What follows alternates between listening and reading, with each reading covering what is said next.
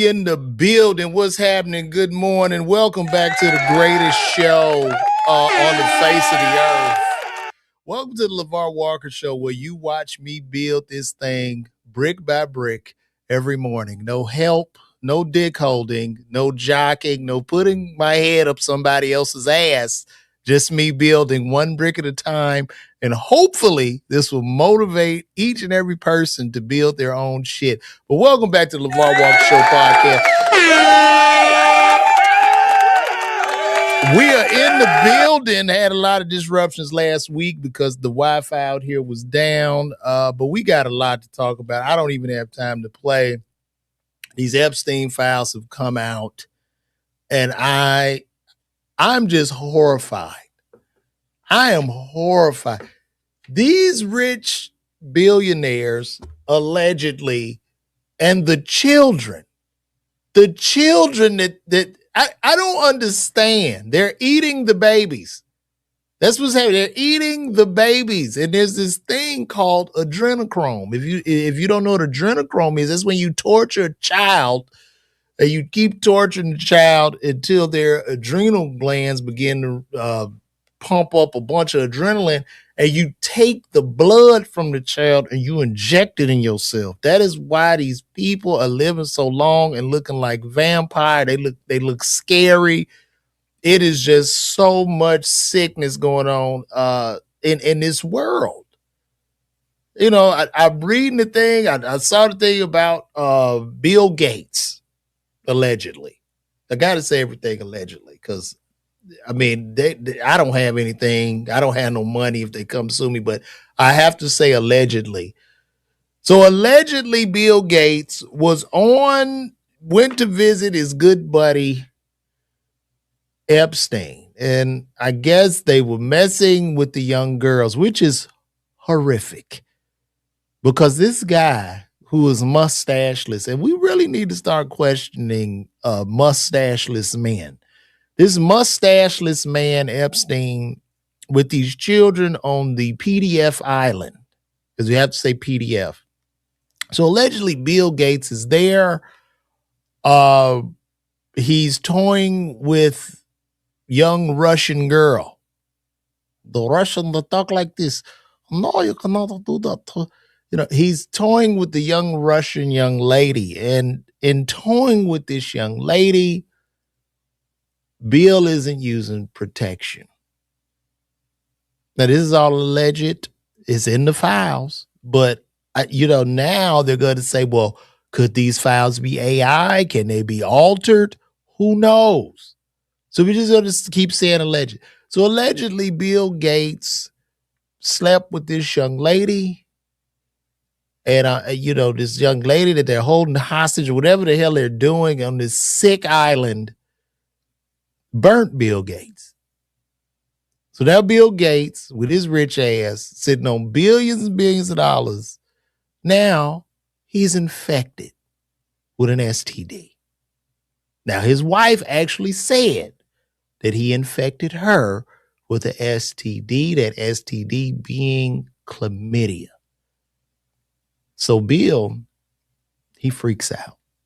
I guess he must have felt a burning or a tingling sensation.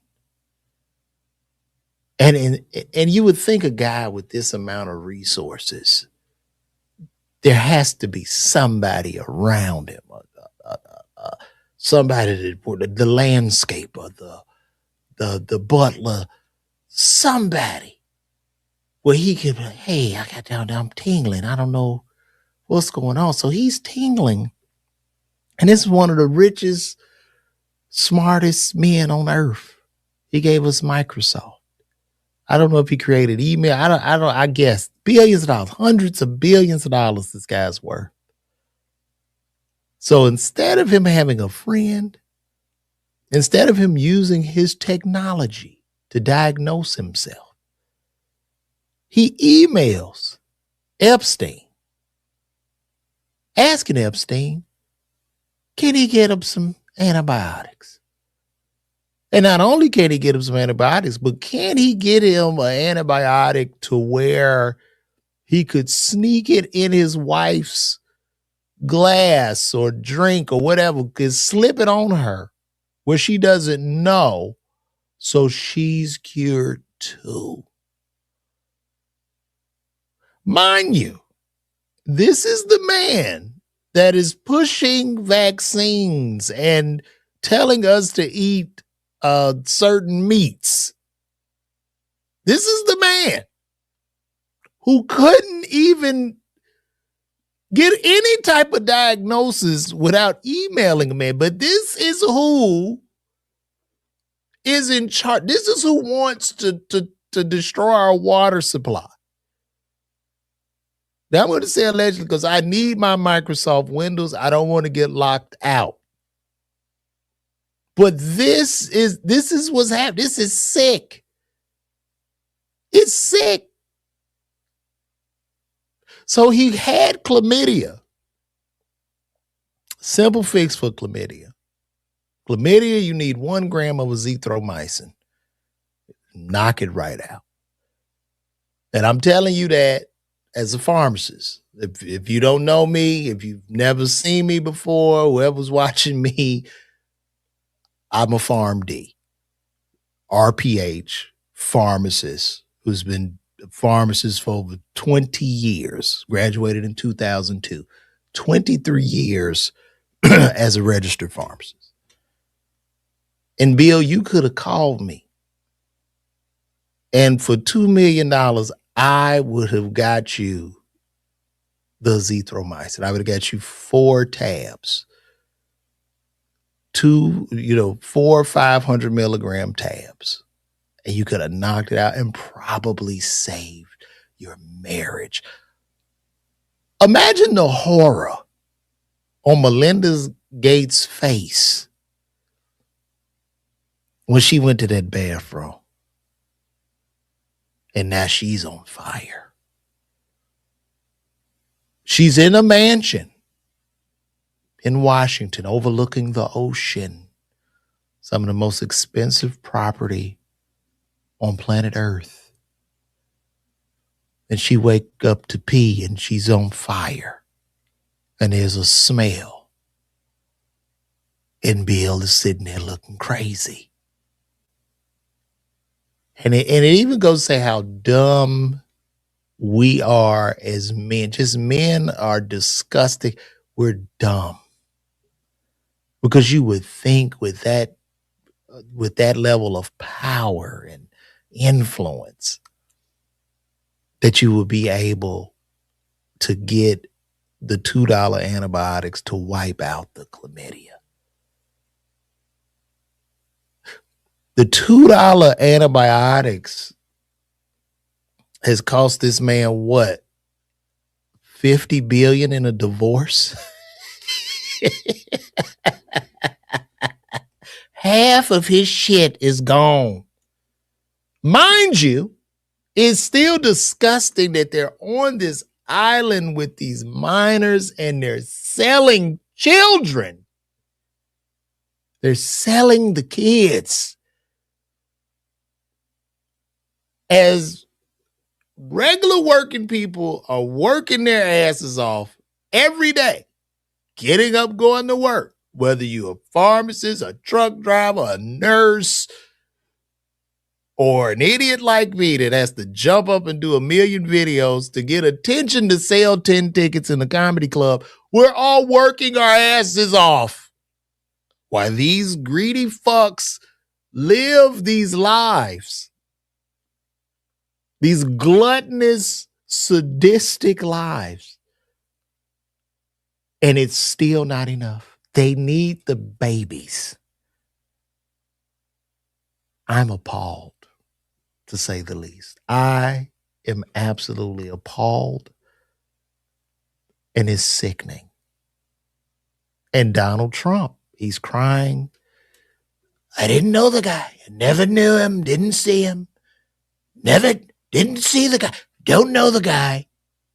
And we have hundreds of videos of him with the guy. They're dancing. They're with the young ladies, patting each other on the back, high fives. I am disgusted and appalled. I really am. And this is just really like pull back the covers of the world of this system that we live in, man. We damn near just all like little cogs in the wheel, in the wheel, and we're fighting amongst each other. These billionaires are getting away with this shit as we fight amongst each other in regards to racism and all this old bullshit. It's all racism, political line. It's all bullshit to keep us fighting amongst one another while they eat us alive. So now the tactic is, hey, look, they kind of got us cornered. So now what they doing? Now they want to feed us celebrities. Now they're trying to, they're saying Jay-Z and all these celebrities was involved with this shit. And if they knew or came in contact with this man Epstein, he felt so above these guys, they didn't have access to this shit. They wasn't letting Jay-Z into that shit, bro. Like, I don't think blacks were allowed. And as Epstein said, he didn't want no niggas, no nigga women coming to the club. So the first time in history, racism has protected our black girls. Racism protected our black youth. For the first time, it worked in history. It worked in our favor. Just sick, man. And I'm watching this guy. Understand, I did a little bit of research. Epstein was a man who never finished college. Just like, I don't know if he finished high school. Just walked into a fucking school and was teaching high school. He was a high school physics teacher with no credentials, no background, nothing. Can you say white privilege? Imagine one of your black asses just go show up in a school and start teaching. Just imagine. And he's in one of them rich ass schools in New York. So they found out he doesn't have credentials. They get rid of him. Only for him to become like the head of Bear Stearns, which is one of the largest investment firms on planet Earth. And he goes from that to hook it up with a guy named Lex Wexner, who owned like the Limited. He's a billionaire who owned like the Limited or some shit. I don't know the name. And he becomes the power of attorney of his estate, to where this motherfucker bought this man the biggest townhouse in New York City. So I'm guessing this guy is some type of COINTEL. He's a spy. How do you go from a high school teacher, a fake high school teacher with no college degree, to a billionaire? Where the fuck? Where does this come from? But this happened to him. It would never happen to any of our black asses. I can promise you that shit. It's not gonna happen. Because we don't have the complexion. Sick. Absolutely sick. And all these people involved, everything is above the pay grade. Matter of fact, he went to jail. This is how powerful he was. He goes to jail the first time, get caught with the little girls. He gets caught. He gets like, his jail time is like a few months, and they put him in jail, and he can go and work and just come back to jail. He could leave. as he leave as he felt and come back. What kind of shit is that? Didn't even get a charge for being like a predator, a sex predator this whole time. And then even when he was teaching the high school, his creepy ass showing up to the high school parties with the girls, there was already complaints. Where the fuck? Who is this? So to the point, the heat comes down. They lock his ass up for real in 2019. And by some strange reason, they jail him. And he's in jail 2 days. And he somehow takes himself out. Isn't that ironic? And he has all the richest people on earth in his back pocket. That's when they got on the phone and said, listen, we got to get him up out of here. The heat is on. As they're on the phone and the adrenochrome baby blood is dripping down their chins, as they're selling you propaganda, telling us to fight amongst each other with the baby blood dripping down their chins, they ordered him to be taken out. Somebody went in that cell and took care of that business. He was probably sitting there with them glasses on the tip of his nose. You know, he ain't got no stash, glasses on the tip of his nose. And they just said, hey, it's time. And some big hands grabbed him and took care of that real quick. To the point where the tape was altered. They watching the thing, 2 minutes of the tape is cut out. I mean, this is crazy. Everybody was on this island. You know who else was on the island? This guy right here. He's on the island. Let me show y'all this. Yeah.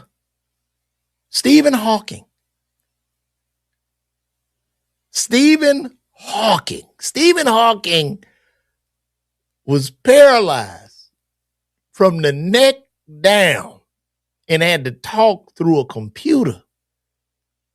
The man couldn't move. And I don't know who threw this body, the caterpillar man, they just threw him in. Somebody had to throw him on the girls so he could get. Imagine the horror of these young ladies who were sold into bondage.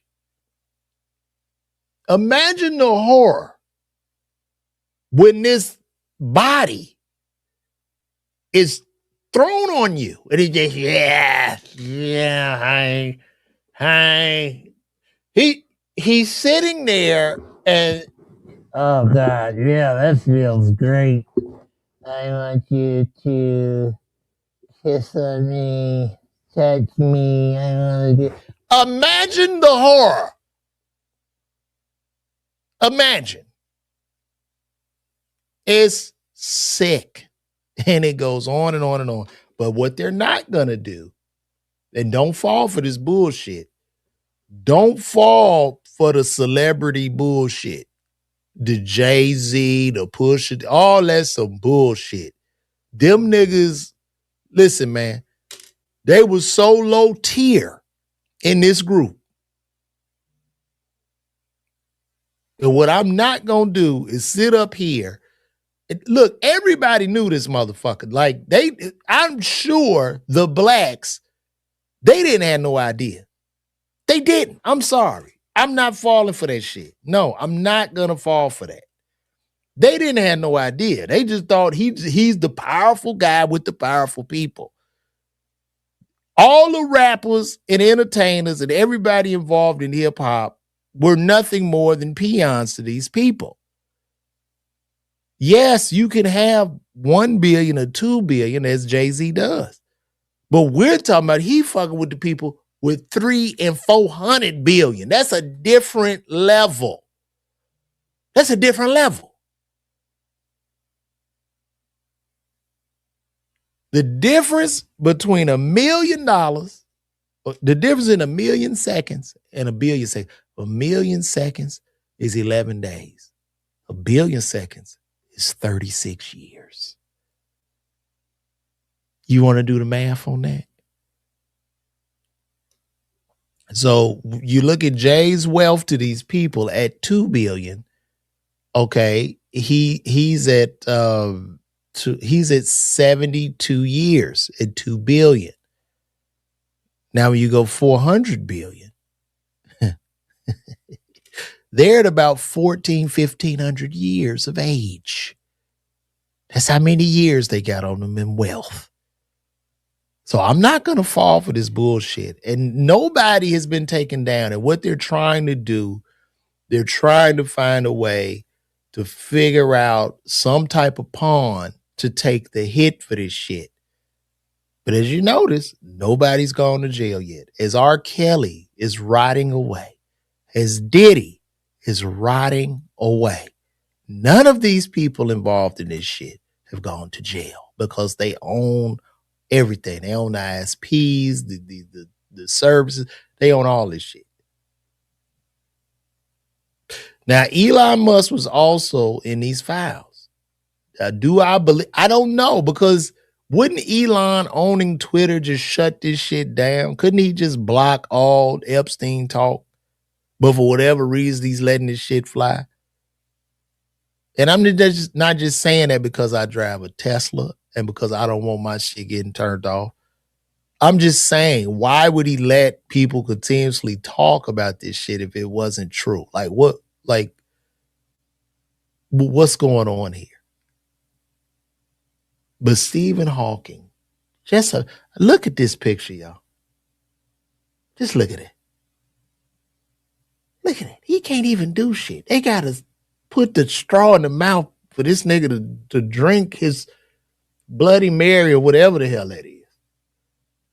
I wouldn't even think he wanted no ass in this condition. Just disgusting. Listen, it's disgusting, y'all. It's disgusting. And listen, while y'all are here, please join my Patreon at LeVar Walker. I'm going to be bringing you behind the scenes. I'm about to really show y'all the shit that goes on in this comedy world. I'm going to show y'all the hate. I'm going to show y'all the fake shit. I'm going to show y'all all that shit. Fuck this. I'm pulling the sheets back on this shit. If y'all thought Cat Williams talked some shit, join my Patreon and see what the hell I got to talk about. Yeah, imagine that robotic voice. Yeah, go ahead. Oh my God, I'm coming.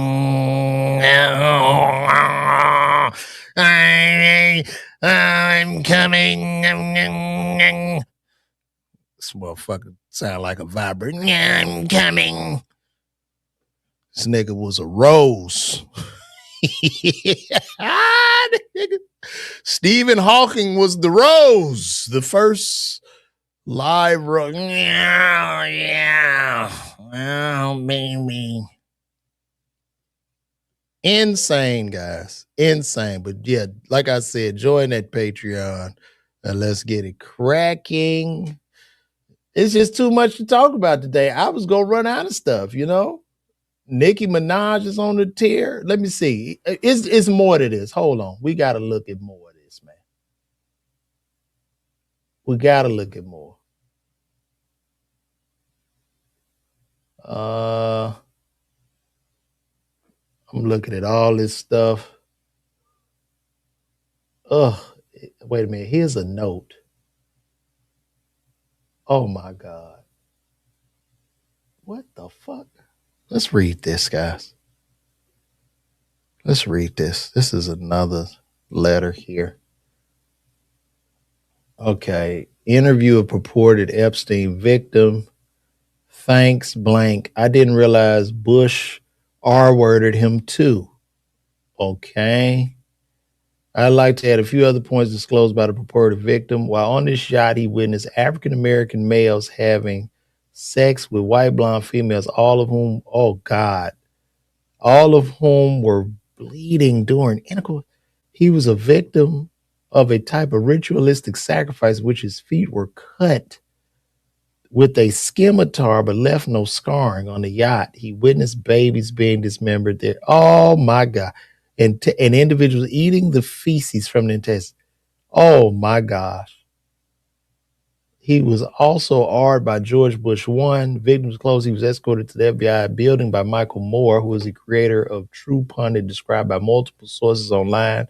Sources at Conspiracy Driven News that attempts to paint the FBI in a bad light. Moore has a criminal record as a result of an FBI investigation. Let me know if you. Oh my goodness. This is insane. So basically, Alex Jones has been I mean, they're eating babies. They're eating actual babies. I don't really know. I saw the thing. There was an owl. There were babies everywhere. Feces everywhere. This is what was going on. This is crazy, man. Insane. How they gonna cancel my live? I'm just talking about what I'm reporting. I am no difference from the news. Look, it said on there about them. Oh Lord, I can't show y'all my. Let me remove this. That'll get me blocked because certain things will pop up on my Twitter. I got to scan it first. Man, it is really creepy. It's really bad. Somebody said seeing all this makes them think the Squid Games are real. Look at this. Look at this. Look at this. Look at this. Look at this. Look at this. Look at that.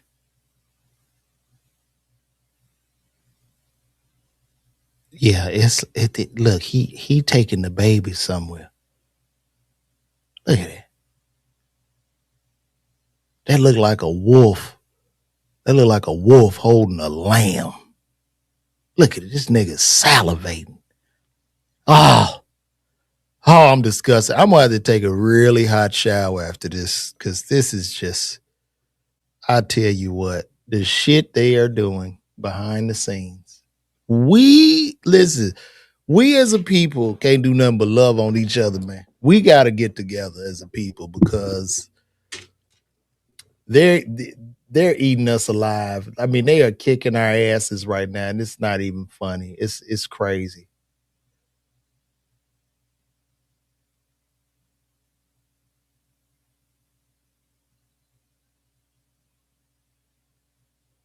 And I was watching like Steve Bannon like interview this guy. It was so weird.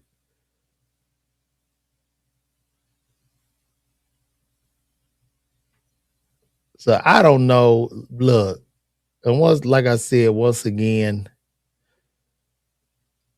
this is all alleged, but here's another picture of our good friend Stephen Hawking. I don't know if he's picking out babies on this computer or what's going on. But yeah, we are we are at a sad place right now. And yeah, Trump is going to send us to war before they take him in. I guess it's crazy. It is unreal. And we just got something coming in from the chat. Shout out to Liam Martin TV. Have I heard about the new virus? So now there's a new virus out. Let's take a look and see what's going on. There's a new virus out.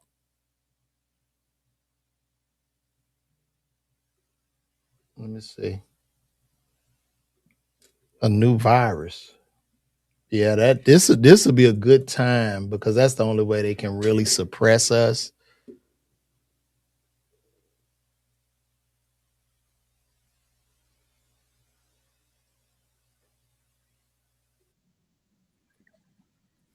Here we go, y'all. So let's see what we got. Okay. Let me see.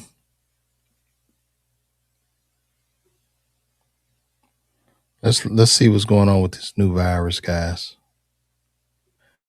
Let's see what's going on, chat. Here we go. After 5 Nipah virus cases were confirmed in India's West Bengal, Countries across Asia are reintroducing COVID-style health checks to stop it from crossing borders. Thailand, Nepal, and Taiwan have all ramped up screening. Temperature checks, symptom monitoring, health advisory cards, it's all back. So, what is Nipah virus? And why is everyone taking it so seriously? Firstly, because it's rare, but at the same time, it is extremely deadly. Nipah spreads from animals to humans, mainly fruit bats and pigs, and sometimes person to person through very close contact. But how does Nipah spread? Eating food contaminated by bats, touching infected animals, close contact with infected people. And yes, what you eat can make a difference. So, fruits to avoid during outbreaks are bananas, mangoes, and guavas, especially if they are fallen, cut, or partially eaten. Fruit bats often bite into them, leaving behind saliva or droppings. Experts warn to avoid raw date palm sap. It's one of the most common sources linked to Nipah. The virus can take 4 to 14 days to show symptoms and can cause severe breathing problems and fatal brain infections. That's why the World Health Organization lists Nipah as a priority virus, with past outbreaks showing fatality. Now, y'all do know that we've been pulled out of the World Health Organization. So they're not going to be able to communicate with us effectively about the monitoring of this virus. So I'm sure right now there's a guy that's about to get off the plane coughing, and they probably going to lock our ass back down again. Fatality rates as high as 75%. But the bottom line is not to panic, but just awareness. Wash fruits properly, avoid exposed food, follow travel advisories. Because when borders tighten and airports go into alert mode, it's a warning worth taking seriously. So now I guess the powers that be are like, okay, guys, we gotta lock all 7 billion of these people down. Okay, if we got to get back to being with these children. So how do we do that? We're gonna have to throw another disease on them and wreck the economy or print money or whatever they're gonna do. Just in time, they'll do that, and then maybe we'll end up getting some type of dictator to rise up from the dirt to just take over the world. Or maybe the aliens will come down. Maybe they'll fake an alien invasion, and that'll get our mind off of this. But where are we right now? Where are we? Where are we? Can somebody please tell me? Because I want to know. I want to know. Did Nicki Minaj, people are going in on Nicki Minaj because Nicki Minaj is now MAGA, and Nicki is doing everything she can seemingly to, first of all, I guess, get her husband and brother pardons. She also, is riding heavy for the Trump administration, I guess, to get citizenship, as she showed off her gold card. And people are going in on Nicki. The hatred for Nicki Minaj now. I don't know what Lil Wayne is. I haven't seen Drake.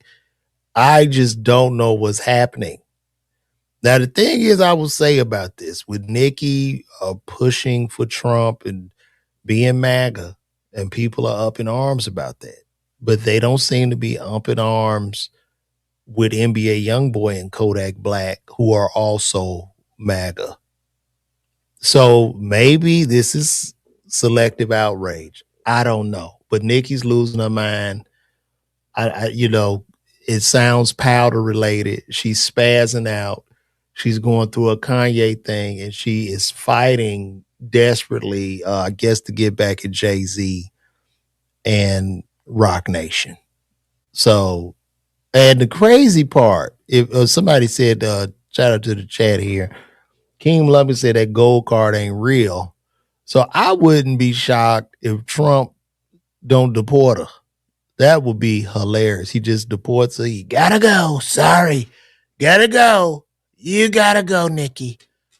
Gotta get out of here. Like I wouldn't doubt if he just did that and deported her. Like it is so weird. And I mean, she is really playing to his ego. She is doing everything. And it's wild. It is wild. And but do you think it's for protection or something? Do you think this is in spite of like Jay-Z and Rock Nation? Right? Because now this could be the big plan. You get with Nicki. Nicki start talking. Yo, they was sacrificed. They doing this. They doing that.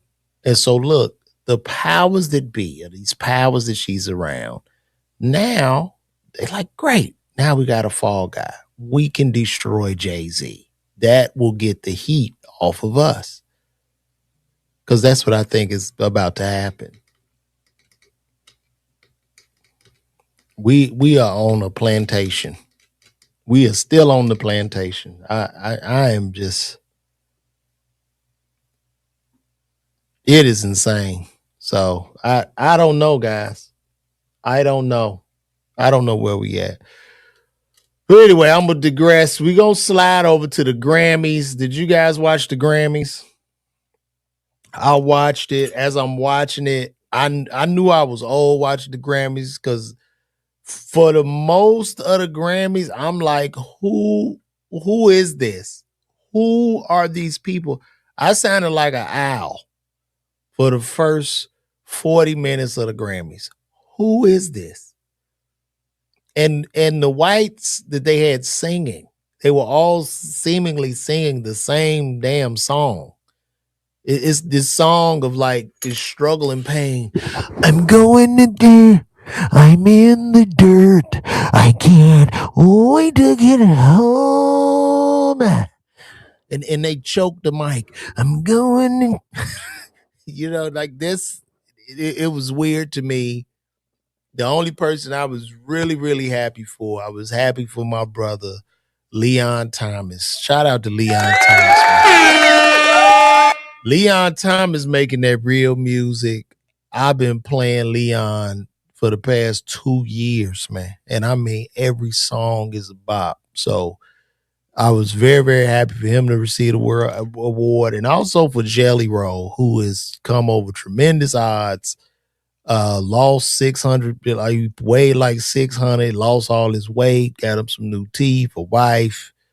It was really, really cool. So but everything else, I was like, I don't know what the fuck.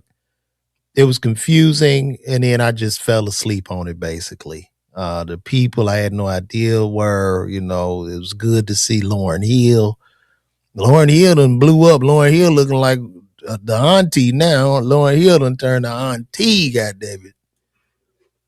Lauryn Hill was looking like one of the ladies worked down at the government office.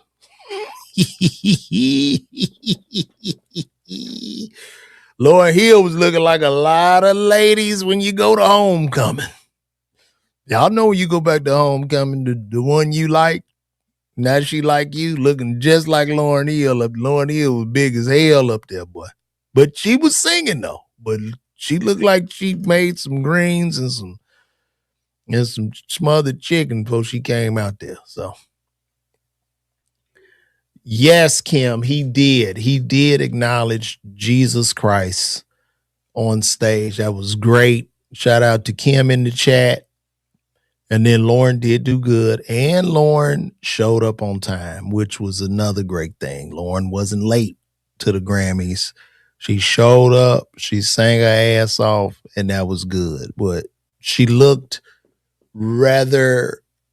happy, and she looked full, and she looked like she's just enjoying who she is, right? You know what I'm saying? That's what I saw. So don't really have much else for the Grammys. If you guys would like to interject about what you saw and what you thought about it, let me know. Tyler, the Creator, he had a cool performance. And when I think of Grammy performances, the number one Grammy performance will go to Michael Jackson, and the number two Grammy performance to me will be followed by Kanye West. Everybody else that's done a Grammys performance to me is like just a distant third, like on another planet third. And I don't even know who the third is. So, and then to me, it was very political. Like the Grammys was super, super political. You know, I get it. You know, they're going in on the ice and all this shit, but that's not to me a place for that. It's just not, man. You know, these are privileged people. These are motherfuckers living in Malibu, rich as fuck. And they really don't care. They were just reading a script. These are people flying private jets and living like insane lives. And they sitting up there and, you know, Bad Bunny had won his awards. I don't know one Bad Bunny song, you know, and I'm guessing he's as big as Michael Jackson. But I don't know a Bad Bunny song. I don't speak Spanish. And there's no knock to him. And then even he was going in about the ice. And I get it, but he's American as well. So Puerto Ricans are Americans. I hope people realize that Puerto Rico is in America. So, you know, it was, I got up out of there. I just watched it just to watch it. You know, I checked out Trevor Noah. You know, he did the joke on Kendrick Lamar. And then it was a Drake joke. You know, I'm just like, and this ain't no knock. I think Kendrick, like once again, because we divided on every fucking thing. You can't even talk about Kendrick Lamar or Drake without an argument. You know what I'm saying? And then the fact of the matter is, listen, Drake did hold hip hop down since like 2009. Drake and Kanye. Like let's stop the cap. Let's just stop that shit right now. Drake held that shit down. I know the world hates him now, but I just find it rather ironic that wherever Kendrick is, they have to bring up Drake. Why did they need to mention Drake at the Grammys? Like, for what? I mean, let's just keep it a bean. I just don't think it was warranted. I don't think it was necessary. And even when Kendrick did the Super Bowl performance, like, he did a diss song for a Super Bowl performance, which is once again just us tearing each other down in front. Like I think as black people sometimes in entertainment, when we tear each other down in front of these other people, it's just big ass mandingo fights, and they enjoy that shit. You know what I'm saying? And then I think the powers that be really wanted to devalue Drake. I think Drake was coming up to renew his deal.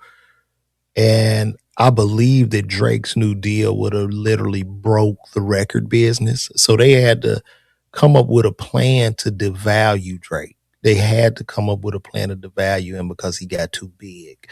Kanye could have broke the record business, but with him spazzing out and the manic episodes, he can't. He still kind of can though, because Ye's base is so crazy. He just sold 40,000 tickets in Mexico, bro, in a matter of hours. This nigga's fan base is surreal. And I know he's doing an apology, but I guess he apologized because he wants to start the tour in America. But I feel like Live Nation, they need some more ticket sales. They need, Beyonce sitting down for now. I'm sure she'll come back, but we need a big, big draw. We need to sell some more parking and some popcorn. And let's get Kanye on an apology tour, and let's get him back over in the States and get him on the road, because this nigga's Michael Jackson. He's Michael Jackson. So let's get him on the road. Let's get these $800 tickets, and let's do what we do. You know? What you say in the chat? Kendrick's songs are a bunch of incoherent rambling. No, I'm not gonna go that far now. Come on now. That's too much. No, Kendrick is not, and Kendrick is a amazing MC. He's articulate. I can understand what Kendrick Lamar is saying. So now I'm not dealership on Fig. I'm not gonna give you that chat. I'm sorry. Clips and Pharrell's performance was dope. I really would, you know what I mean? I didn't really get into it too deep. I do think that like the Clips, Malice and Pusha are like amazing MCs. I really didn't get into it. I don't know. It was cool, but I really wasn't. I guess because I'm 50. I'm 50, man. I want to hear niggas rapping about like getting in an argument with your wife or taking your kids to school. You know what I'm saying? That's what I don't. I think you LeVar, you a doctor. Please don't defend the bullshit Kendrick is playing on the low IQ dregs of society. I'm just saying he's a great MC. I don't want to do this. I'm not gonna take away his lyrical ability and him being a dope MC. I'm not, because there's too much trash out here to try to sit up here and throw Kendrick under the bus. Now, I prefer Drake. I've loved Drake for years. I fuck with Drake music. I know a lot of people lying, talking about, well, I don't mess with Drake. Y'all do mess with Drake. Stop it. So, it's what it is. It is what it is, guys. What else was I'm talking about today? Can somebody tell me what else? What does the title of this say? Oh, yeah, this is interesting too. I don't know if y'all saw this, but this is a very interesting thing I want to talk about, and then we're gonna wrap this up.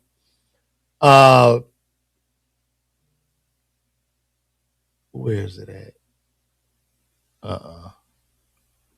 Hold on, let me pull this up.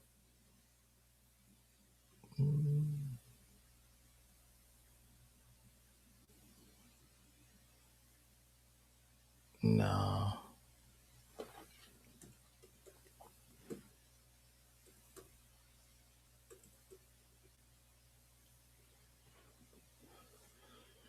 I don't know if y'all heard about this.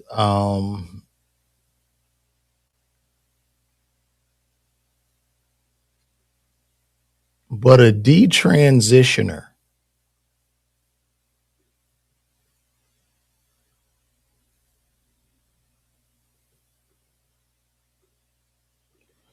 So a detransitioner just took. Well, a detransitioner is a person that's trans, right? So I'm a man, and then I transition to a woman, and then I'm sitting there playing with my titties, and I'm like, you know what? I want my dick back. I want to be a man again. That's a detransitioner. So the detransitioner, they've had the first medical malpractice lawsuit, and they won a $2 million judgment. Fox Varian sued her Westchester, New York area psychologist and plastic surgeon for the gender transition mastectomy she got at 16. I was the only reporter to attend the entire 3-week historic trial. Wow. So this young lady sued because they gave her a mastectomy at 16, and then they pushed her into transitioning. And they're not talking about this. They don't want to talk about this, which is insane.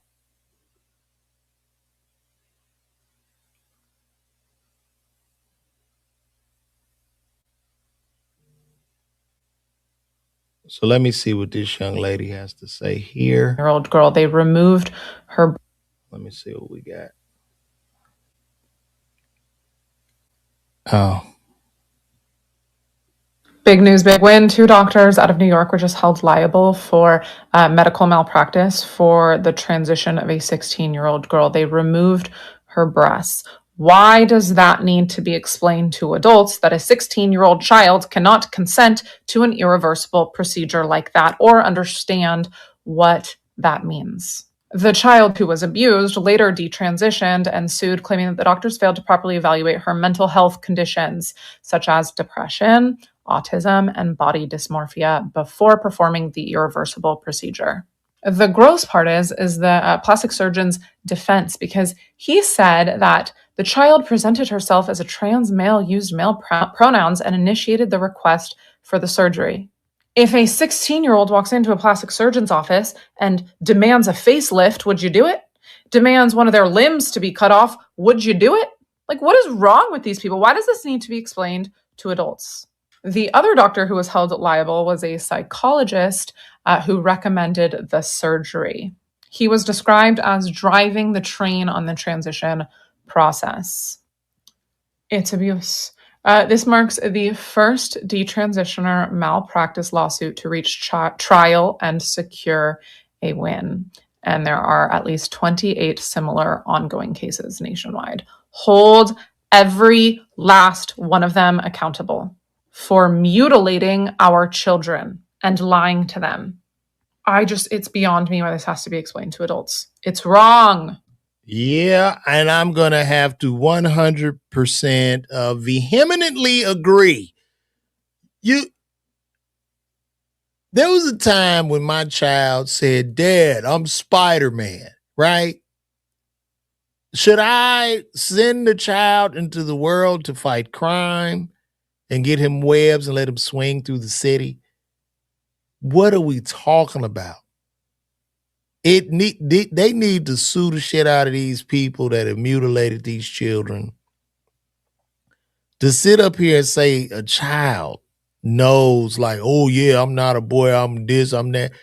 What the fuck? These kids can't vote, they can't drive a car, they can't carry a handgun, but they're supposedly supposed to know, and their prefrontal cortex is nowhere near hardened at that age, man. Get the fuck out of here.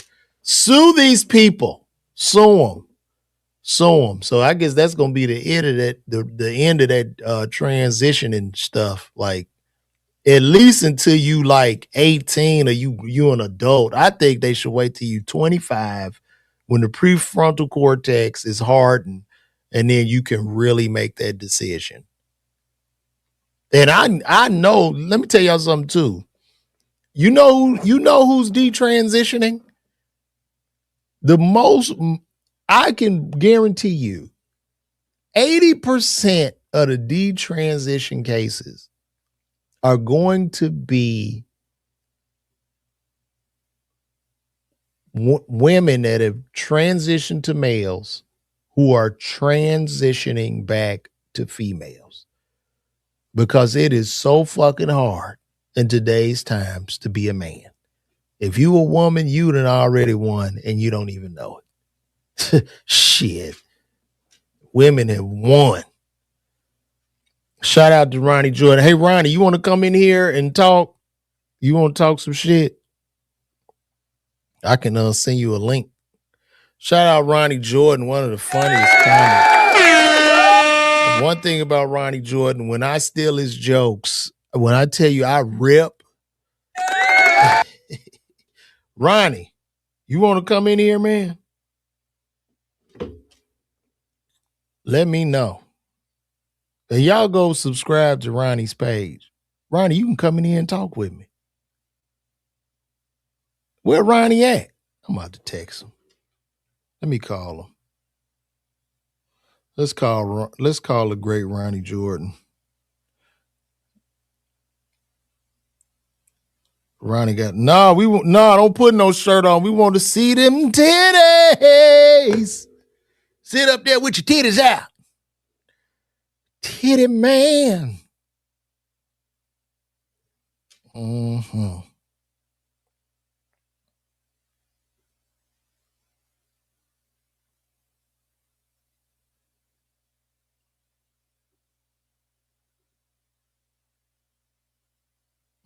No, I gotta see how I'm gonna send this. Let me get Ronnie's email. You ready, Ronnie? Ronnie, text me your email.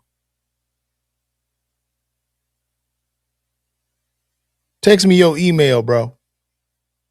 Real quick. Email.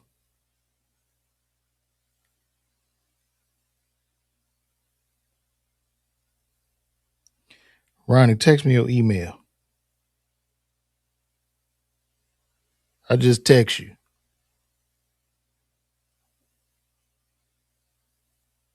Send me that email, dog. Hello? Oh, there you go. All right. I'm about to send it now, bro. Mm-mm-mm.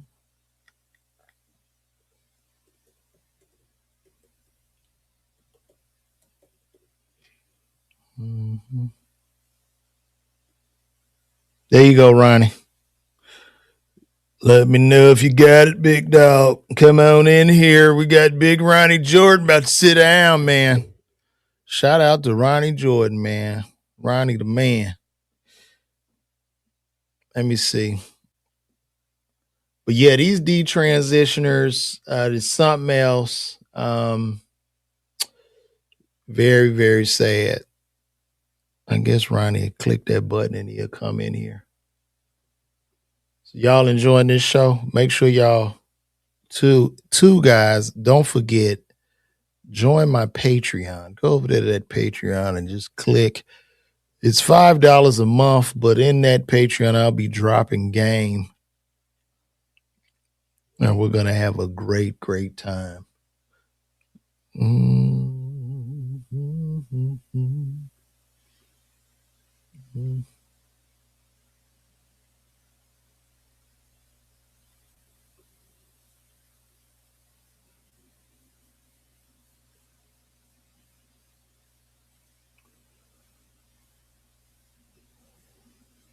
I don't know where he at. Let me see. Okay. Sorry, guys. Ronnie getting his laptop together to pull up first. Well, let's just go over some of these. Nicki Minaj. We're gonna go back on Nicki Minaj real quick. Nicki is posting these Chucky pictures. Nicki says your favorite artist has been practicing rituals in a satanic cult where they take babies from other countries and mutilate, oh gosh, and delete them as a form of blood sacrifice to their god. You see when your masters say you must constantly shed blood. However, the jig is up. And you know she's sitting there talking to Trump about this. This is crazy. I think hip hop about to take another big blow. It's just over for hip hop, bro. Like, hip hop is cooked, man.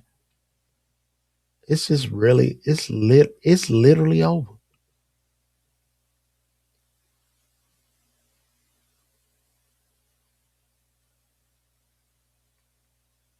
It's literally over. Oh Lord. Oh no, y'all can't see what I see.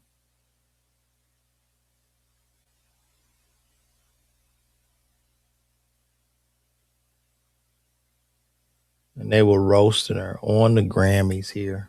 She is still at the White House with Donald. Look at that.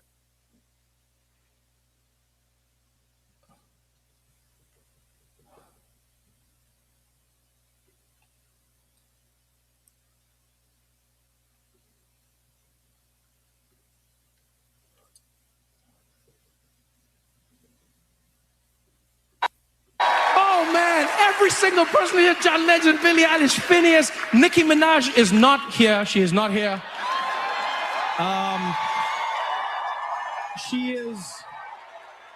She is still at the White House with Donald Trump discussing very important issues. Actually, Nicki, I have the biggest ass. I have it. Everybody's saying it, Nicki. I know they say it's you, but it's me. Wop, wop, wop. Look at it. Look at it, baby.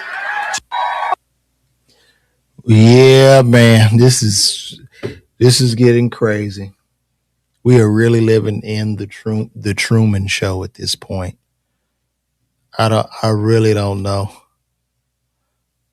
We're gonna wait for Ronnie to come in. I don't know what the hell. Ronnie must be hooking up a satellite dish or some shit at the crib. I don't know.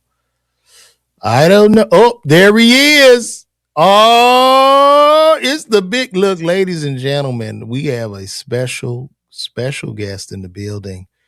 Put your hands together and give it up to the one and only Mr. Ronnie Jordan.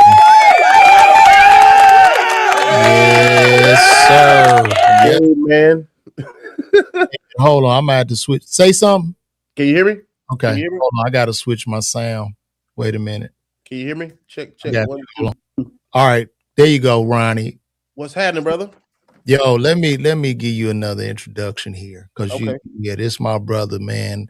You know, when I started comedy, Ronnie started a little bit before me, but when I first started comedy at the old Uptown Comedy Corner, I walked in that place, and I mean, this man was blowing the roof off of the building. Okay, a true monster, Ronnie Jordan.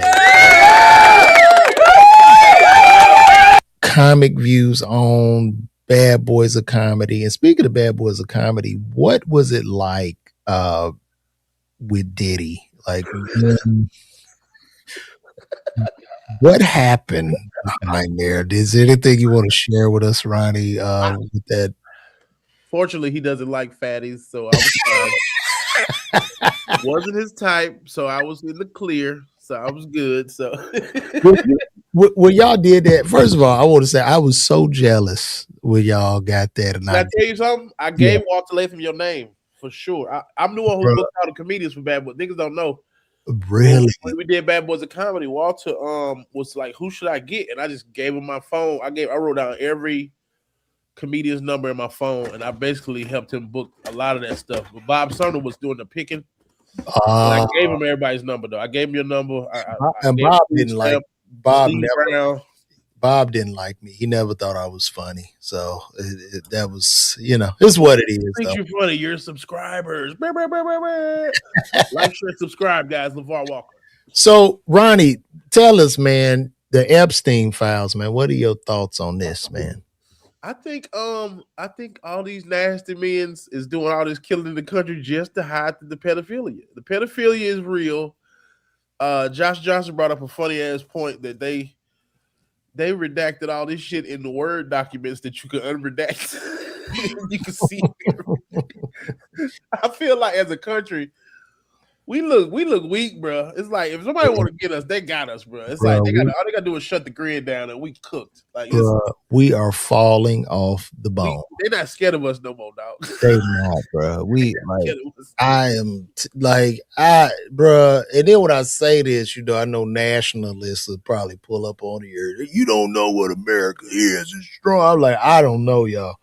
We get him out of office. They gotta impeach him in the midterms. Like if they don't win the midterms, we should be fine. But if they win the midterms, we are definitely double cooked. I don't even know if we gonna get to a midterm. I think we gonna get rid of all that shit. Well, right now, okay, so he pulled us out of the World Health Organization, so the U.S. is no longer in that. Now, when COVID hit the first time, he had removed the national pandemic alerting thing. Like he got rid of this shit. And that's why he lost, because it's like, you got rid of this shit. We could have got the alert and been way ahead of this and been all right. So now COVID came from a lady biting a bat. They did. Yeah, but now they got a new one, bro. It's Nipah virus. Because somebody else, I don't know, bat cuisine must be really good over there.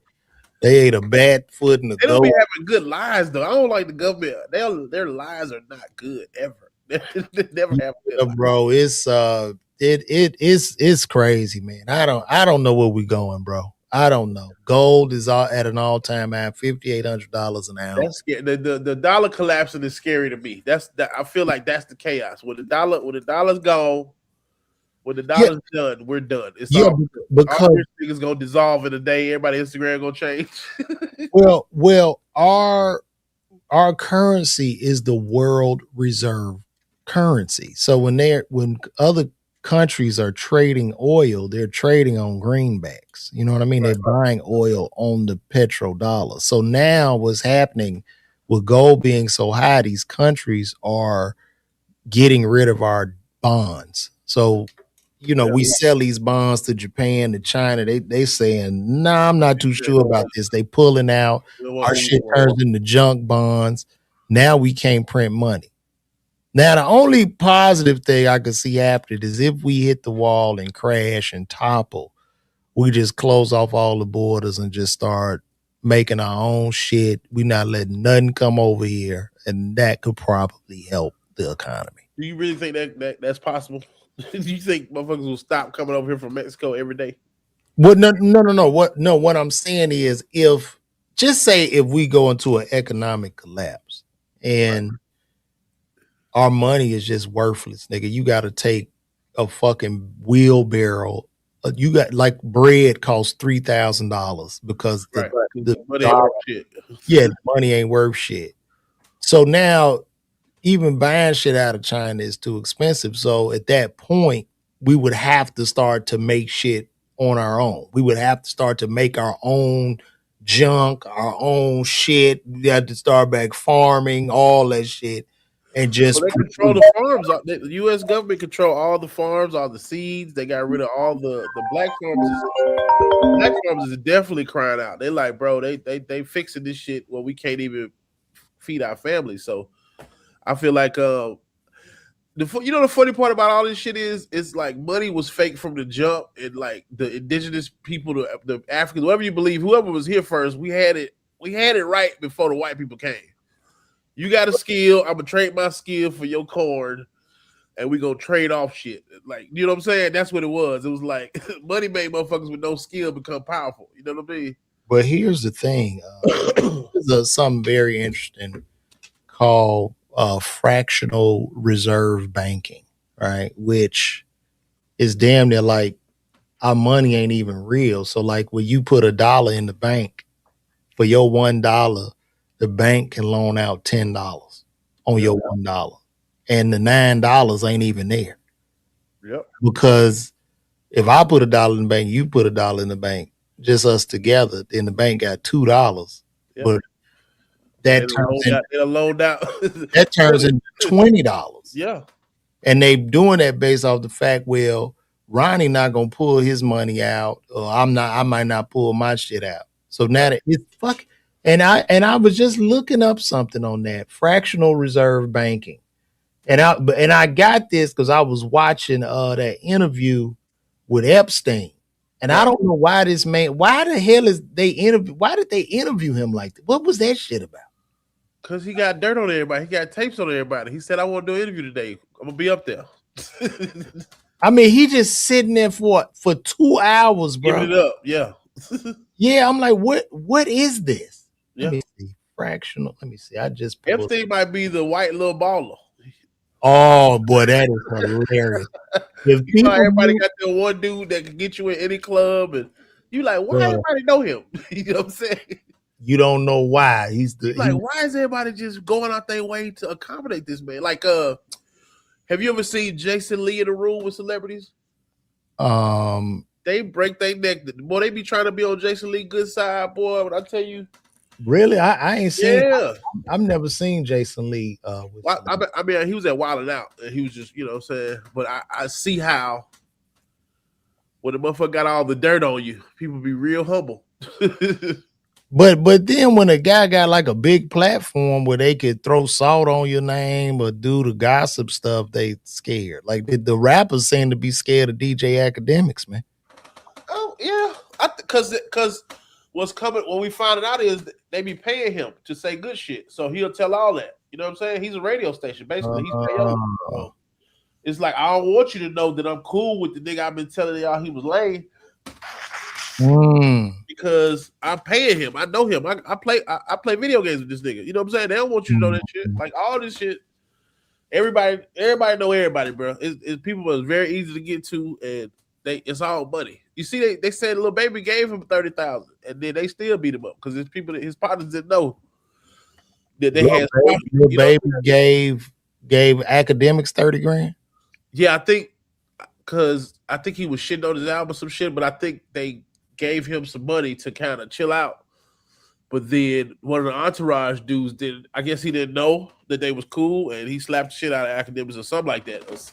Something happened where he got slapped, and it wasn't supposed to be Yeah, like that. and I saw that academics is just going crazy on Lil Baby right now. Yeah, because they cool like that. You know what I'm saying? Like if I gave LeVar 30 grand to say, you know, Ronnie Jordan album is dope, and then you start coming on this motherfucker like, I don't know, bro. Oh damn! And then I'm like, bro, damn, what's you know what I'm saying? Oh, And then like, all Lil Baby entourage is just like seeing him this is all alleged. They probably just seeing him react to this nigga. They probably, the entourage dude be wanting to earn their chain. Dude, I know they like little jihadists. Like they willing to die They will crash out for Big Bro. They gonna die for Big Bro. But I want reserve banking. Okay, LeVar. Yeah, I want to talk about it, huh? You teaching the truth to the young black youth? Well, I'm just showing this because this was very interesting to me. So, fractional reserve banking is a system where banks only keep a small portion, a fraction of their customers' deposits as physical cash in their vaults or on deposit with the central bank. The rest of the money is lent out to borrowers to generate interest. While it might sound like a magic trick, this system is the primary engine for money creation in modern economies. So the easiest way to understand this is to follow a single deposit through the cycle. You deposit $1,000 into your bank account. The reserve requirement, the central bank sets a reserve ratio. Let's say it's 10%. The bank must keep $100 and is free to use the remaining $900. The loan, the bank lends that $900 to a small business owner. Redeposit. The business owner spends that money and the recipient eventually deposits that $900 into their bank. The cycle continues. The second bank keeps 90% and lends out. The second bank keeps 10% and lends out the 90%. Through this money multiply effect, your original $1,000 deposit can eventually expand the total money supply in the economy by significantly more than the initial amount. So, nigga, you put 1,000 in the bank, you really put 10 grand in there. Isn't that crazy? Yeah, you can't get no 10 grand out. That's the messed up part about it. It don't benefit the person, the customer who's helping out. You benefit everybody else except you. That's real. That's wow, bro. That is fucked up. Like, this country is built off of people who work their ass off and they really can't enjoy it. So you got 1% of the people with all the wealth and they just looking like, y'all need to stop being broke. It's like, nigga, you used our money to get rich. What the fuck? You know what I'm saying? Like, I wonder at what point do all the people rise up and people just say enough? But then if that happens, that'll totally destroy the system. Like, bro, if all the black people stop entertaining and performing, shit could shake a little bit. I think if all niggas stop singing and dancing and goddamn performing and playing basketball and football, I think we can stop some shit enough to be like, but I don't think that'll ever happen because of child support and other shit to pay. Yeah, we in the trap, bro. We in the trap. And speaking of the trap, I know you tour with Tip. You formally toured with Tip. Is he done with comedy?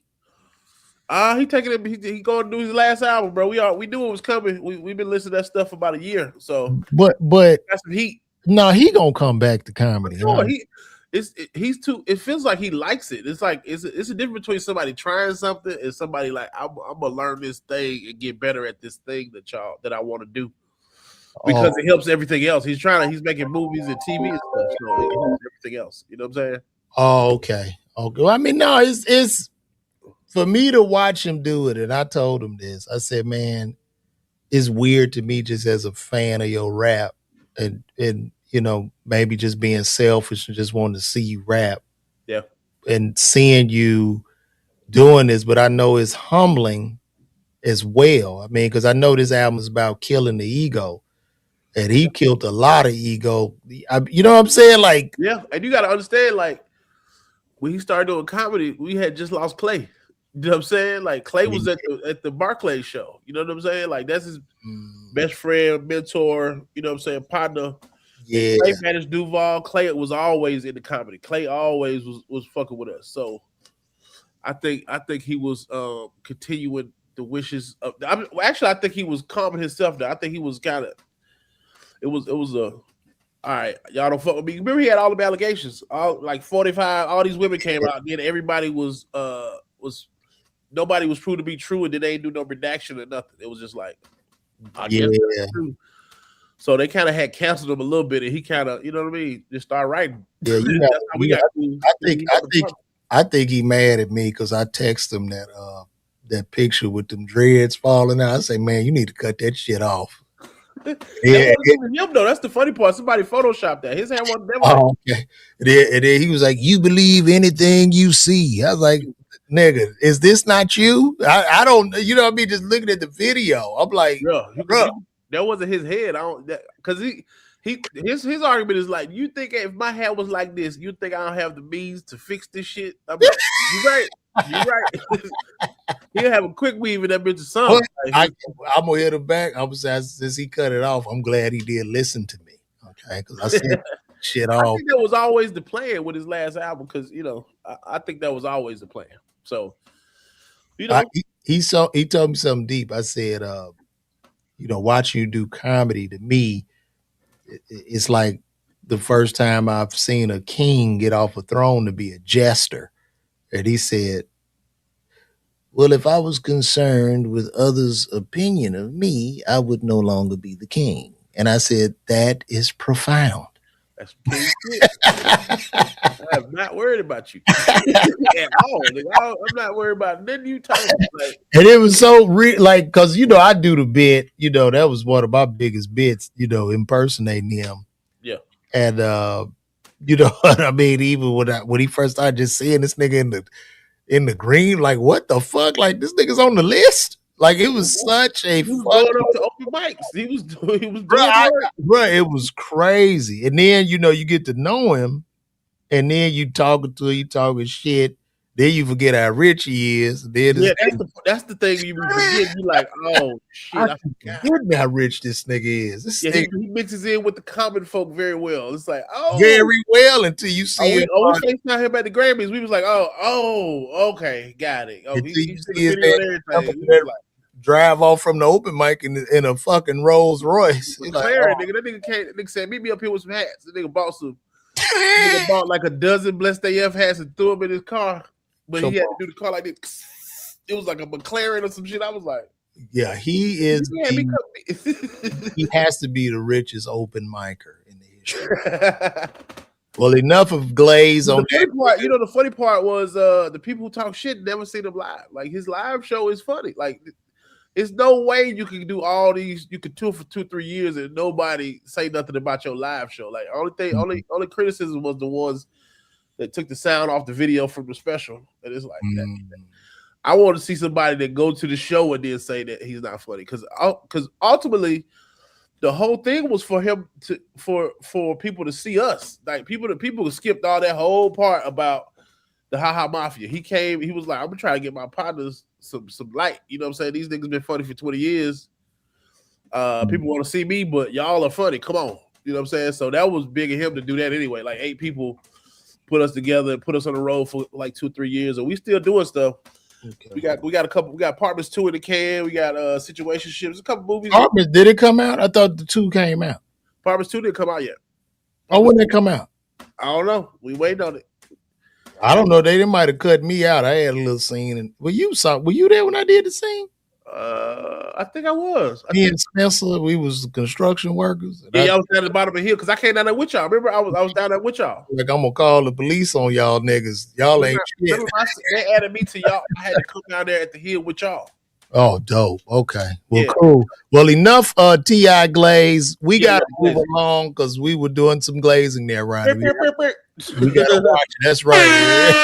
That's right. And moving right along, man. What else is going on in the world, Ronnie? You see the Grammys? You see what's his name? What's his name? Dunbar? Dunbar. Well, not Dunbar. The dude who won, the singing dude. The gay guy, he's hilarious. He's always on like All Deaf and stuff like that. First Grammy. Dunbar. I'm saying his name wrong. I'm saying his name all. Black guy?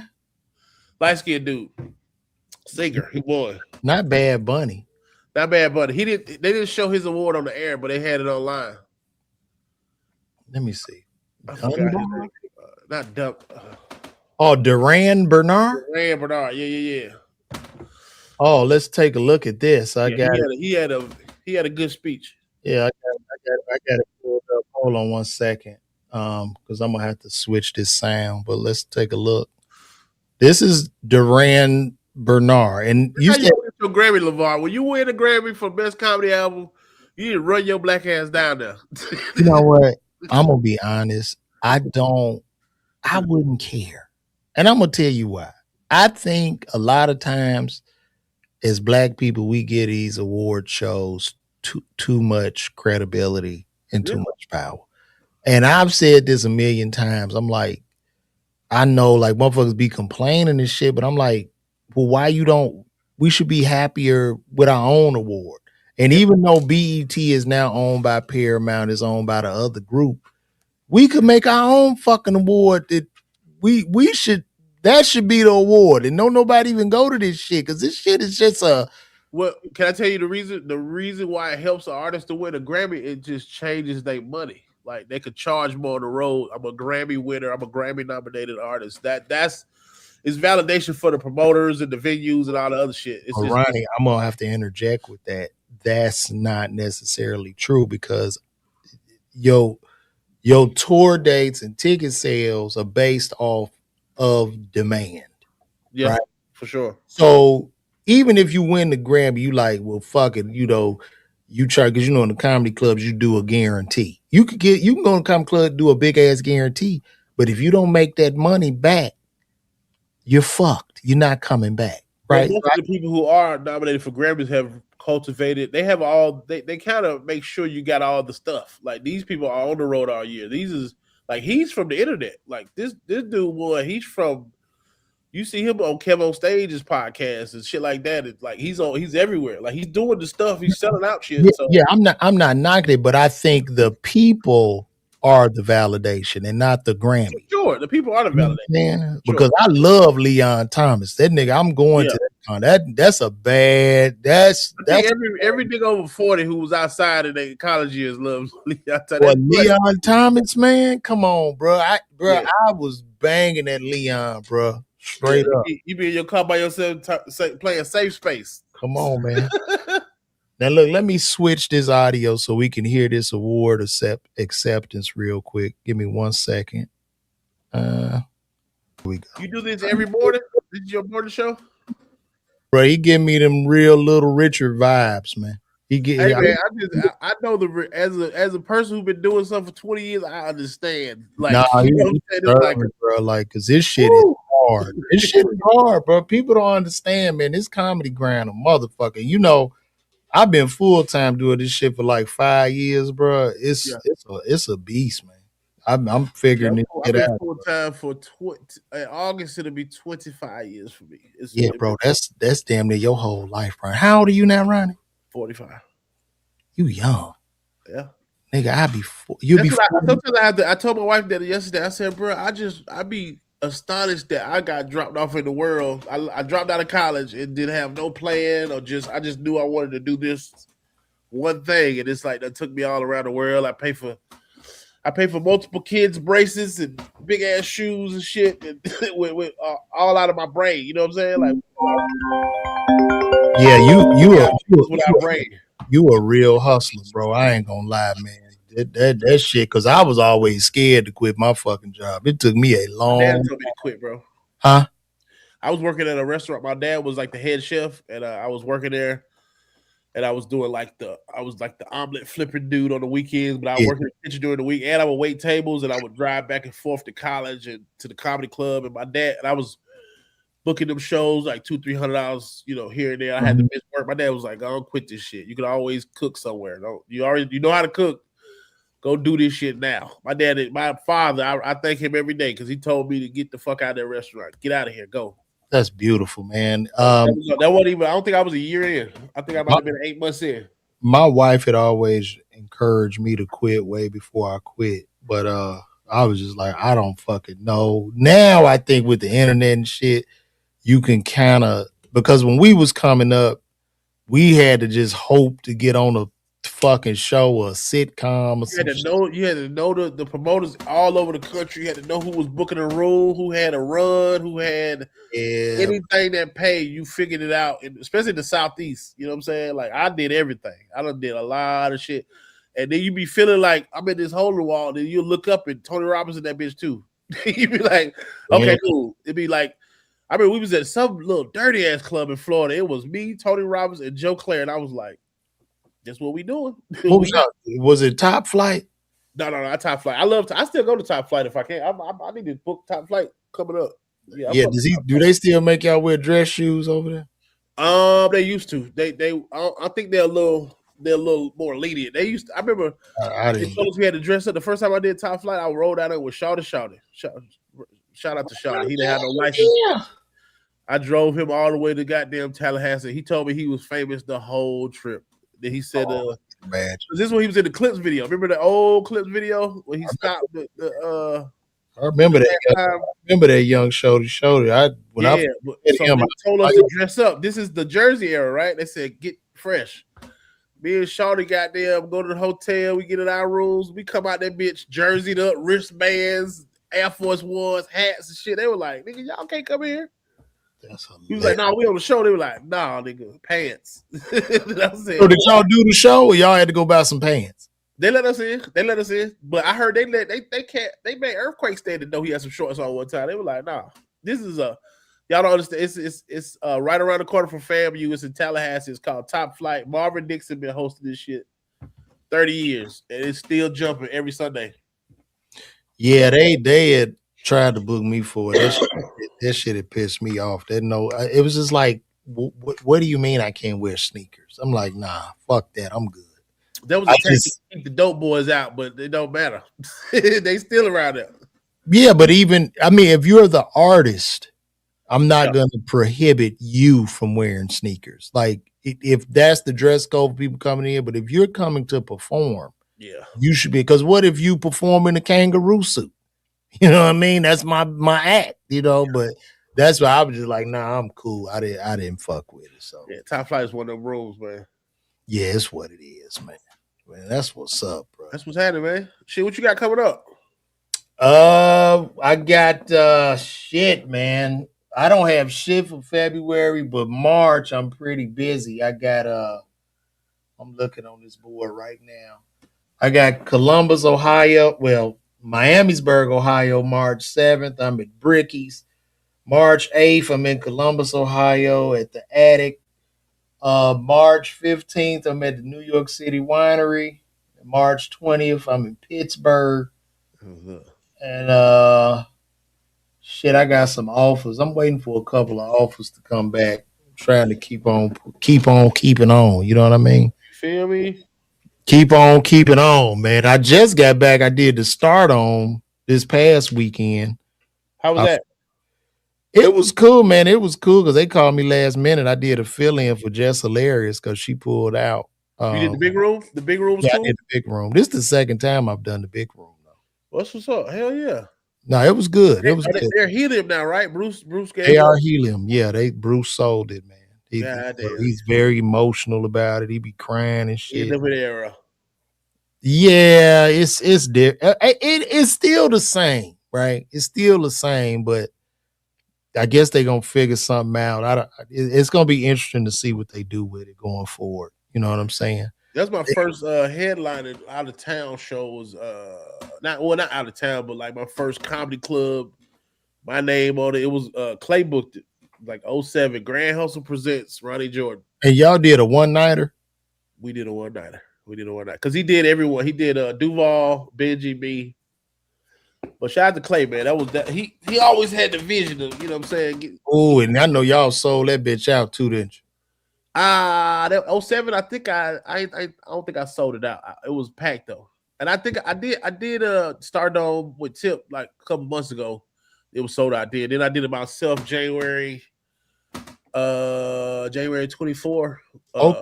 I did all right. By myself. Well, I started out the first time I did Stardome. I did a little room, 2 shows. I did that room only holds 70. I had like 35 people a show. Then I did it again. I sold it out at 70.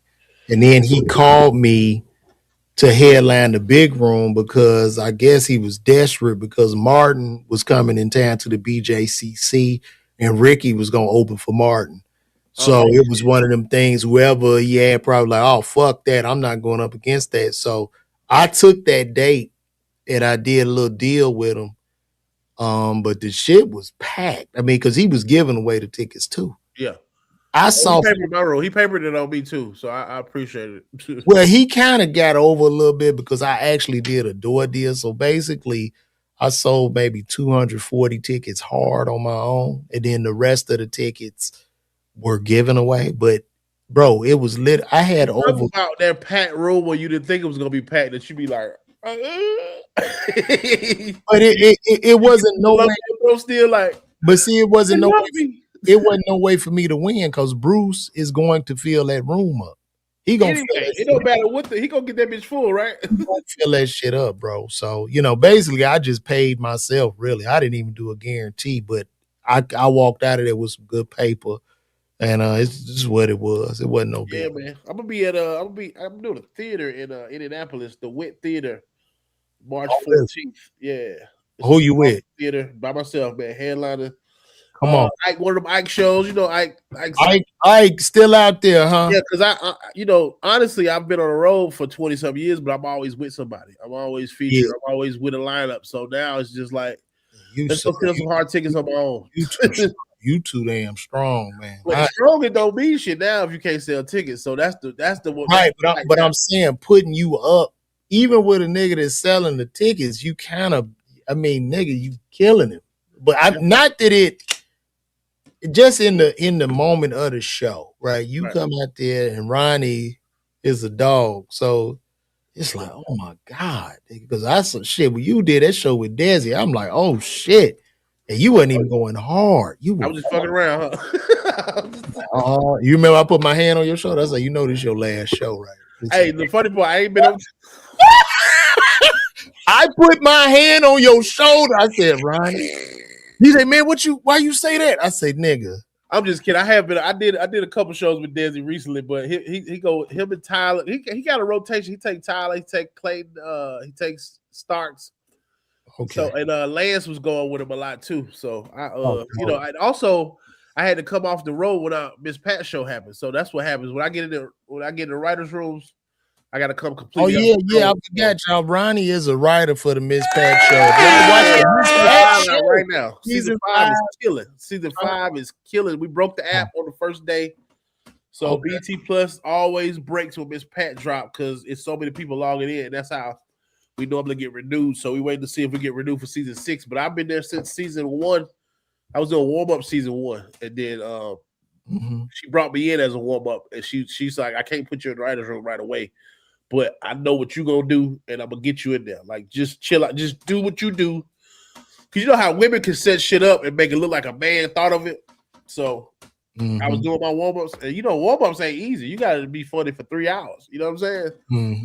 And, they Jordan E. Cooper, one of the co-creator, he was like, you think he can punch up? And she was like, yeah. And then I've been punching up ever since. So that was like half of season 1. It was like about 6 episodes in season 1. The episode I started doing punch-ups on was the dude broke in her house, and the nigga was fat too, and he was built like Pat. Oh my god! And I was killing on the punch-up. So already know that punch-up is something else, man. I got to do punch. Well, of course, Uncle Drew, and then I did. I love Uncle Drew. Clark loves any basketball, anything basketball, like any basketball movie, documentary. Wow. But that was interesting working. I got to when I did Uncle Drew with Real nigga, I was on set. We did like 5 or 6 weeks. But I was with Kyrie, Reggie Miller, Chris Webber, Shaq Webber. It was amazing, man. Cause Shaq seemed like if you get cool with him, he gonna be real silly, but he big as hell. Like he's dude, it's ridiculous. Like bro. A childish big nigga seem annoying as hell. Big, bro. Like it don't make sense, dog. Like I remember we were like in the van or whatever. We was getting in the van. We was coming from set, and this was Shaq was doing the karate scene or whatever, and I was sitting like in the front of the van. So I see him coming to the van. I was like, I'm gonna get out or whatever so he can get. and he just poked me back in the van. One thing he did that, you know what I mean? And all the way back in the van. yeah, and then one time there was a scene being shot. Oh, that's so funny. He was doing the party scene, and so he's sitting there, you know, just holding court with a bunch of motherfuckers, and I was like, I'm getting up out of here. So I walk away. Just imagine, bro, I was far, and nigga, a hand pulled me back in. Bro, like his hand, like I walked off, dog. I'm like at the door. I just feel this. I'm like, what the? He didn't even look at me. He just pulled me back so I can listen. I'm like, this shit is crazy. I met Shaq again. I met him before, but I met him with Tip, and I didn't know him and Tip owned like a car wash.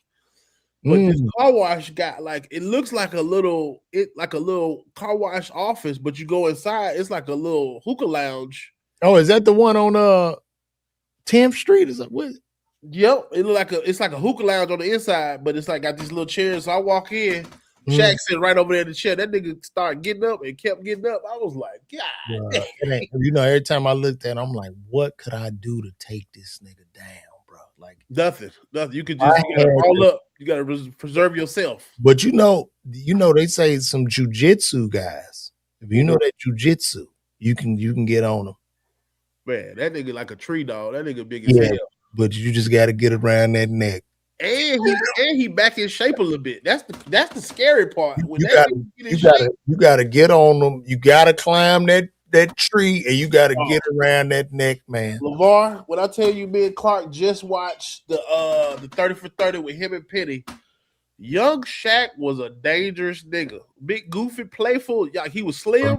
Let me tell you something. For LeBron to say what he said, for LeBron to say that in the 80s and 90s, and I'm going to put the early 2000s, that it was easier to play a 82-game season back then than now is blasphemy. Because y'all plays is better. Y'all got accommodations for big niggas now. Y'all got hotel. They just stretch the doorways out for y'all niggas. Imagine going to a La Quinta in 91. But not just that. During this era, this was the hand checking era. Oh yeah, you getting hailed like you're getting hailed. Every time you see Jordan on defense, he put his hand right on the nigga back. Like every time he put his hand. Said that he was like he would like if he got you on defense, he would move your body slightly to throw you off. And they playing through. They were literally playing in mud, bro, in cement. Yeah, and everybody was on cocaine. And you gotta think about the shoe technology wasn't all the way there yet. They playing in goddamn Converse weapons, and then we move up to the Jordan era. Because I ain't been a pair of Jordans I want to hoop in ever in my life. Bro, we gotta keep it a bean. Them Jordan 1s, shit, you might be hooping in some Chuck Taylors, man. Those are some high top flip flops. That's Jordan all comfy when you got the right size and the right leather, because the wrong leather make them shits too tight. You like the newer ones, you like, damn, why are these shits so tight? Like the Dunks is more comfortable than Jordan 1s, and that's damn near the same shoe, which is stupid. Yeah, that's crazy. Yeah. How is the Dunks more comfortable than Jordan 1s? That is crazy. Did you see when he played on Last Dance, when he went back to the Garden, he wore the 1s and he said his feet was bleeding the whole game? Like I did see that. Yeah, they kind of cut on the side of your pinky toe. Yeah, he said he wore a size 12, which is the ones he wore in the Garden. I was like, nigga. But do you know he wore the shoes he wore? One shoe was bigger than the other shoe. Oh yeah.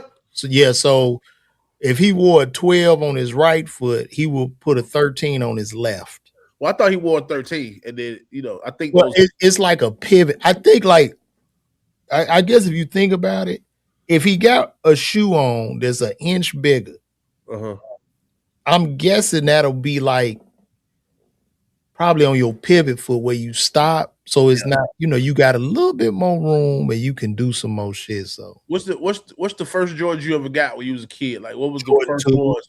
The Jordan 2s. I just did on that shit. 5th grade. Oh, I know you shut shit down when you went up there. Ooh, 5th grade. Ooh. It was at 5th. I believe it was 5th grade. Bro, I couldn't sleep. bro. The box, the box. See, that was the Jordans. When it was the basketball in the wing. Yep, they had the wing look on the Air. Yep, the Air Jordan. Yep, bro. Listen to me, man. Like my pops bought me them hoes, and that was it. He didn't buy me he give me the Jordan, but you gonna wear them bitches all year. All year, and my feet grew out of my Jordans. I still had to wear them bitches. I was tore up, bro. Like I mean, I was trying to wash them and shit, and put that remember that shoe whitener, right? The sneaker white, that paint. Them niggas used to paint the Reeboks over. You like nigga, them shits over. My first Jordans was 5th grade too. They was Jordan 5. My granddaddy bought them. He was like, I got straight A's. He was like, what you want? I was like, some Jordans. My mama took me around to find them shoes, and she was like, you sure you want these? You can get 2 pair of these. I was like, man, give me them Jordan. My Jordan 5s is my first Jordans with the reflective tongue. The Fresh Prince Jordans. Let me show you. I'm about to pull the box up. Oh yeah. My picture of mine, I think. I got a picture of me and my brother in my shit. Look at these. Yeah, these was my first Jordan. Yeah. Ooh. Hey, Jordan 5s, yep. Them shits came out in 1986. 1986, I was 9. Yep. Going on 10, so I was in 5th grade. Yeah, man. Them bitches was talking. You see that part right there? That was talking, Ronnie, at the end. Because, we went to Chicago with Salt and Snow. When I tell you I wore them hoes out, look at that box. Hey, can I send you something that you can put on your screen, or do I need to email it to you? Yeah, text it to me. I'll pull it up. This is me and my brother on the Disney World trip. This one came with my granddad used to, he was a pimp, so he bought us Jordans, bought us clothes, and we sent us to Disney World. 1990. I was 10 years old. Your granddaddy was a pimp for real? Yeah, he was a real pimp. Your granddaddy was a real pimp. Yes, long hair, 40 Cadillacs. I got a tattoo right here. They say rest in peace, granddaddy Melvin, but it's Cadillac. You know what I'm saying? Cadillac. So he had actual hoes. Yeah, for sure, like a bunch of hoes. Like when I was old enough to know what was going on, he didn't have no hoes by then. But when my mom was growing up, he had bitches and all that stuff. Like he had to stop because he kept going to jail and shit. So, but he definitely always had a hustle. I ain't know what the fuck he did, but he kept some cars. Yeah, I just texted you that picture of me and my brother. I'm about to pull it up right now. Yeah, my granddaddy had long ass hair, bro. Come on. Yeah. And then the crazy part, he was on Auburn Avenue and he was cool with Dr. King. I got a joke about this shit and everything. Like that's me and my brother. I got the black Bart Simpson on. Yeah, them hard. Them reflective. Come on, bro. That's 1990. So I was in 8th grade at that time. But I had, how hard, the black Bart Simpson shirts, black Bart Simpson dunking on my shit. Oh, that's crazy. I only got the real Simpson shit on. I got the black one from the flea market. Ronnie was not playing, bro. That Ronnie, you wasn't playing. I had the tag on that bitch and everything, bro. Them Jordan 5. And then I think I wore like a 10 or 9.5 at that age. I was 10 years old, bro. I think I wore like a 9.5. So Ronnie, your granddaddy was a pimp. Did he give you game or some shit on women, or did he ever? No, it was kind of like a secret. It was kind of like my mom told me later, but it was like I knew how he moved and talked, that he did something, but he was just like he always checked on me. He said, "You like that comedy thing, huh?" He said, "You like it? Keep doing what you like." That's all he kept saying. Do what you like. I'm proud of you. Like you. Yeah, he passed. He had a congestive heart failure, man. But he stuck it out as long as he could, though. But that motherfucker had, when I tell you, he always had a new Cadillac with the suit to match. Come on. Up. Fedora, bad bitch, Cadillac. They don't make the OGs like that. They don't make them like that no more. They don't make them like that no more, bro. He would always try to start businesses, but it would, you know what I'm saying? He'll go back to some street shit. He was like, he got like a key maker for some reason. He's like, I'm doing keys now. I'm like, they probably was breaking it in there. They probably was selling keys to niggas and shit. But I mean, Atlanta, you originally from Atlanta, Ronnie. I'm from Auburn Avenue, bro. Like 4th Ward. You know what I'm saying? Atlanta is like so many black entrepreneurs, man. Yeah. You know what I'm saying? Because that's the real freedom. Even when you taking an L in entrepreneurship, it's still a freedom that's there, you know. So And it's like to see black people with money is like a yeah, empowering bro. thing. It's like, oh, I Oh can do God. that shit. Atlanta, bro. When I moved here, I was like, this is it. I said, I Yeah. ain't this is it, man. I think most black people come in, they say that. How And then long was you here when you came to Uptown? um I came to Uptown immediately. Like, well, I first visited Atlanta in 1997. I had Oh, crossed I was in Cap. 11th grade, bro. Yeah, I had crossed Cap, and we just came down here. Like, we drove from Xavier and just stayed a couple days. Me and the homies, me and my frat brother, couple frat brothers, and I was like, man, this shit's slick. I was like, I'm gonna live here. It was just so nice, man. We was down on Peachtree. It was beautiful, You man. didn't think you were gonna stay in New Orleans? You didn't think that was gonna be your community? Fuck no. And ain't no knock to New Orleans, you know what I mean? Like, I kind of basically grew up there because I went to college at 17, 18, and then I graduated. It took me 7 years in that program. Oh, nigga, you from New Orleans?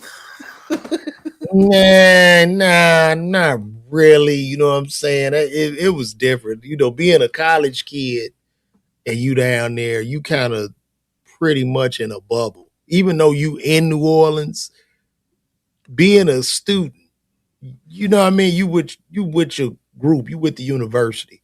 So it's a different experience. You know what I'm saying? But I think my friend's son committed to Xavier. Is it Oh, Xavier or Tulane?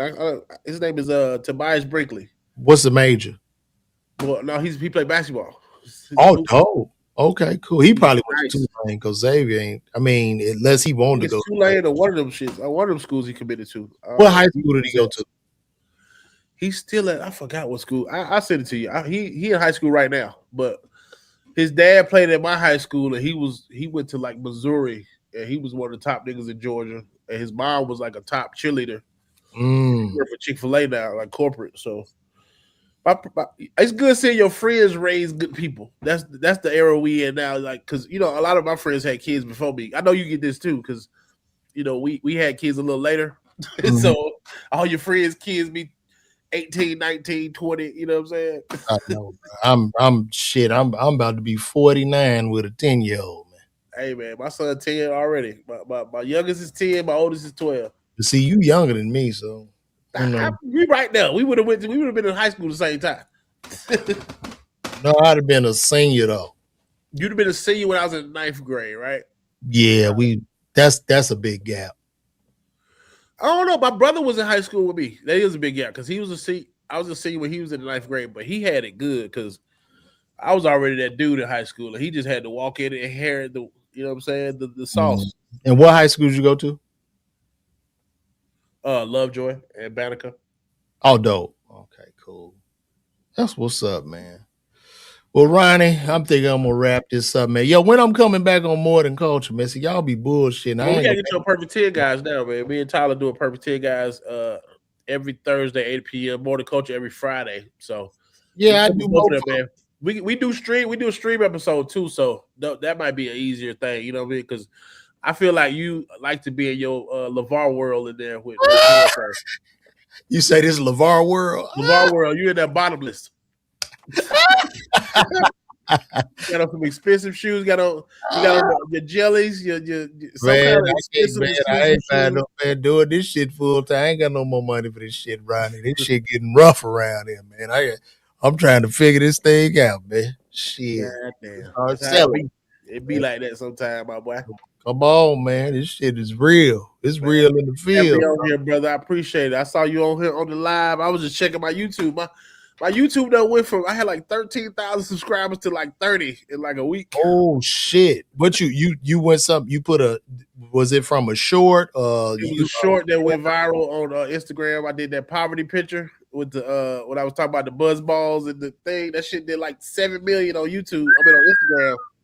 I put it on YouTube, and this guy it's probably at 6 million now. And I'm like, oh shit! You jumped up! Congratulations for Ronnie. Y'all make sure y'all subscribe to Ronnie's page, man. Go to officialblessedaf.com and get you something too. Get you a coffee mug or something. Send something to a man in your life that's doing good by you, that did something right by you. Send him a coffee mug or something. Y'all make sure y'all get that, bro. But Yeah. none but love, Ronnie. We gonna end this, man. I'm gonna holler at you. I gotta come do both of them podcasts too, bro. Hell yeah, man. Keep doing your thing, my boy. All right, bro. I'm out. Y'all be good. Let me see. Outro. Where my outro video? Oh, there we go. All right, y'all. Good night and God bless.